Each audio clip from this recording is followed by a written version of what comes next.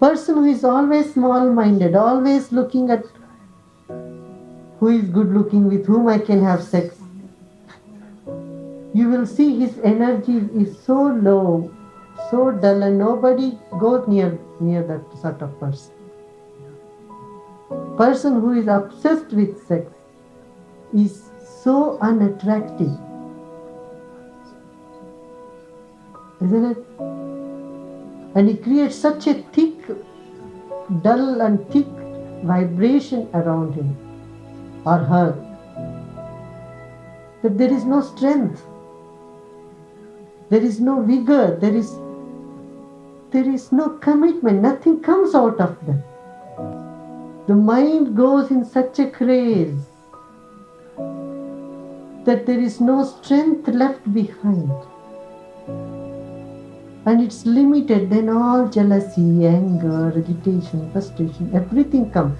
And when this negative, storms of negativity has come in your mind, I tell you, that is the weakest and poorest mind. All the truth, all about existence, everything disappears.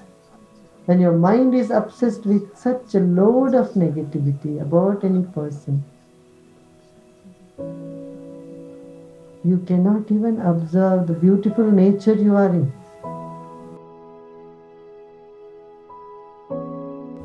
Then comes Kamagni, the fire of passion. Now we do not even allow this fire of passion to come up, rise up in us. The moment a desire comes, immediately we fulfill it. Then it doesn't stay in you, it doesn't burn you up. People who are very promiscuous, they have zero Kamagni. But they do not even allow the fire to come up and burn them a little bit, bake them a little bit. The moment desire for sex comes, finish it there. Sex is one of the oldest sanskaras, other than eating. From all lifetimes, you have done two things for sure. One is eating, another is sex. As a cow, as a monkey, as a donkey, as a horse, as a cow, as an ox, whatever it was. Passing through all these bodies, these two acts have been there. When this passion arises, observe it. It is in every cell of your body. It engulfs you totally. It burns and moves on. There is 100% totality of alertness, awareness, whatever that gets developed through Kama.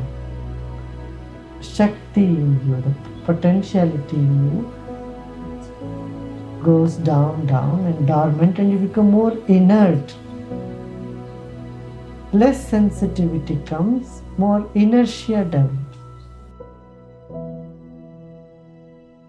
Celibacy is conserving the energy. When you have conserved energy from one channel, that same energy is available for you to be used in other channels.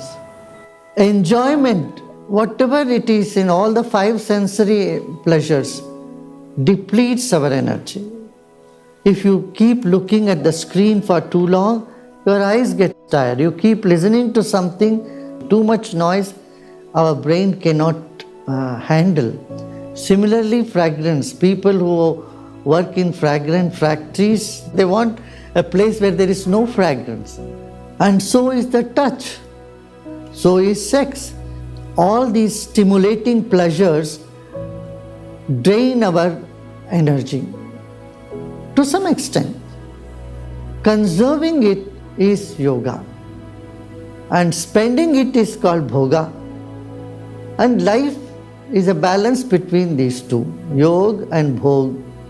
This doesn't mean that bhog is bad, but when you no longer get any a pleasure, enjoyment in it, then you have risen above that and you are looking for a bliss, a happiness which is beyond the senses. And to reach that highest level of human existence, you have to close certain taps.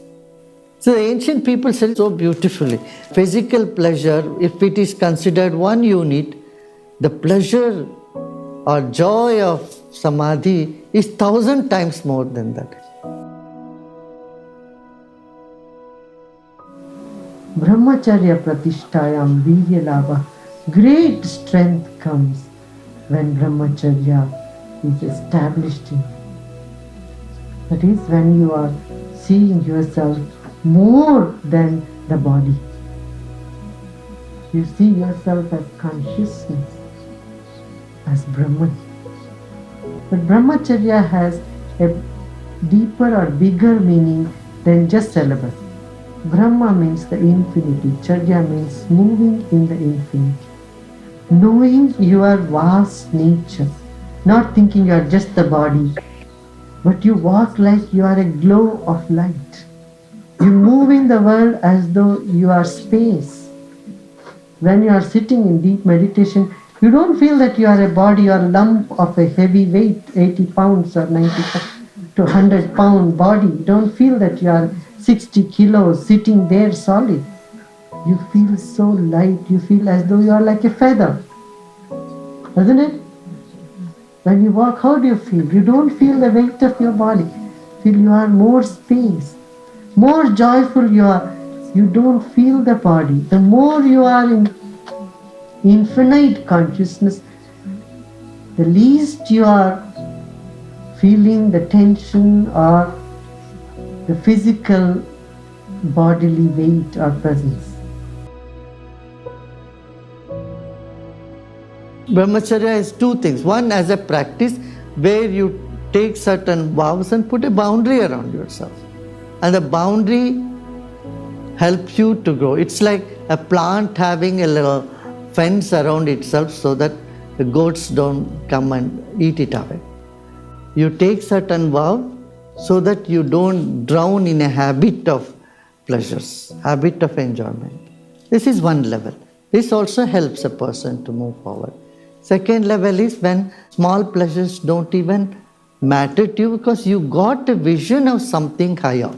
You don't need to rub yourself against the skin to get a pleasure, but it's a pleasure which is even bigger. A glimpse of it makes the smaller pleasure irrelevant. It doesn't even matter to you. When the sunlight is there so bright, a candle is not going to bring any more light to you. So if it is there, it's not there, it becomes irrelevant. This is a higher level of brahmacharya where pleasures are irrelevant to you. Is sannyasa a prerequisite for enlightenment? As in history, there are many cases where married people also had to take sannyasa before attaining enlightenment. Sannyas is something which happens to one. Sannyas is a conscious decision to be centered.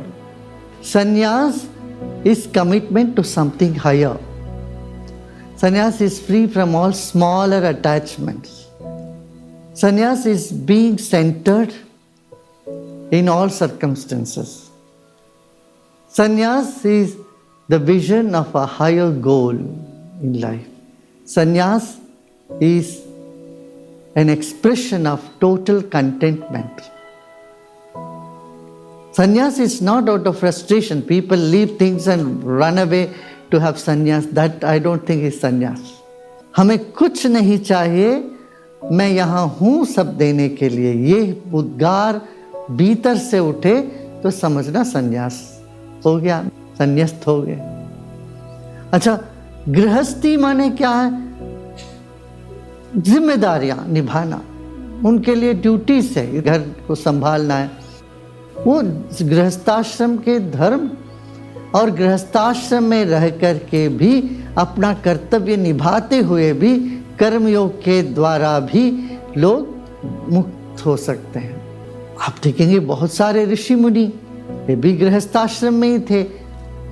महर्षि वशिष्ठ और महर्षि अगस्त्य, ये सब बड़े बड़े महर्षि थे। ये सब गृहस्थाश्रम में रहते हुए अपना कर्तव्य को निभाते हुए और मुक्त रहे।